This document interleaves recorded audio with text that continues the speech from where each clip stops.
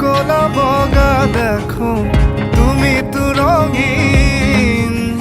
মুকুতা সাগৰৰ দৰে দুচকুৰে লীন চকু হাল মেলি যদি কাষতে তোমাকে পাওঁ সুখী বুলি নিজকে ক'ব পাৰোনে মলয় আই যায় কিবাৰি কামে কৰে মোৰ গুণগুণলে মিঠা সুৰ গুণগুণলে মিঠা সুৰ সেই সুৰৰে